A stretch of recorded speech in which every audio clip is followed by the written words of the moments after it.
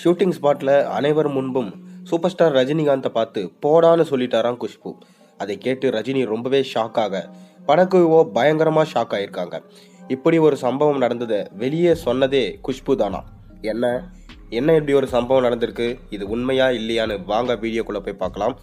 அதுக்கு முன்னாடி சேனலுக்கு சப்ஸ்கிரைப் பண்ணாதவங்க சப்ஸ்கிரைப் பண்ணிட்டு மறக்காம இந்த வீடியோக்கு லைக் பண்ணிட்டு வாங்க வீடியோக்குள்ள போகலாம்.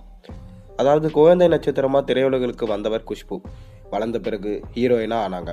மும்பையை சேர்ந்த குஷ்பு தர்மத்தின் தலைவன் படம் மூலம் தமிழ் திரையுலகில் அறிமுகமானாங்க. சூப்பர் ஸ்டார் ரஜினிகாந்த் நடித்த அந்த படத்தில் பிரபுவுக்கு ஜோடியாக நடித்திருந்தாங்க குஷ்பு. முதல் படத்திலேயே தன் நடிப்பால் தமிழ் ரசிகர்களை அசர வச்சுட்டாங்க. அந்த படத்தில் நடித்த போது குஷ்புவுக்கு தமிழ் தெரியாது.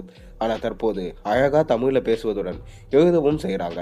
இந்நிலையில் தர்மத்தின் தலைவன் படப்பிடிப்பின் போது நடந்த சம்பவம் பற்றி கலா மாஸ்டரிடம் குஷ்பு தெரிவித்த விஷயம் பற்றி தற்போது பேசப்பட்டு வருது.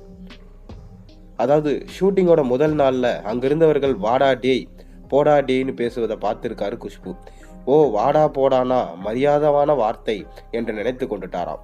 நான் போயிட்டு வருகிறேன் குஷ்புவிடம் தமிழில் சொல்லியிருக்கார் ரஜினி.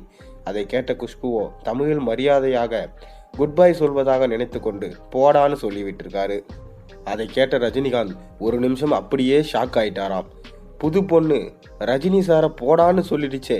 படப்பிடிப்பு தளத்தில் இருந்த அனைவரும் ஒரு நிமிஷம் ரொம்பவே ஆடி போயிட்டாங்களாம். எல்லோருக்கும் ரொம்பவே அதிர்ச்சியாகி தன்னையே பார்ப்பதை உணர்ந்த குஷ்புவோ குட் பை சொன்னதுக்கு ஏன் இப்படி எல்லாம் விழுந்து பார்க்குறாங்க. உடனே பிரபு ஓடி வந்து ரஜினி சாரை பார்த்து போடான்னு சொல்லக்கூடாது என சொல்லியிருக்காங்க. உடனே எல்லோரும் அப்படித்தானே பேசுகிறாங்க, நான் சொல்லக்கூடாதா என பிரபுவிடம் அப்பாவியாக கேட்டிருக்காரு குஷ்பு. சொல்லக்கூடாதுமா, அதுவும் ரஜினி சாரை பார்த்து சொல்லவே கூடாது என்று அவங்க சொல்லியிருக்காங்க. நம்ம பிரபு பொண்ணு பாஷை தெரியாமல் பேசியிருக்கு என்பதை புரிந்து கொண்ட ரஜினி சிரித்து கொண்டே பரவாயில்லை என கூறியிருக்காரு. அதன் பிறகுதான் சொன்னது மரியாதையான வார்த்தை இல்லை என்பதை புரிந்து கொண்டாரு குஷ்பு.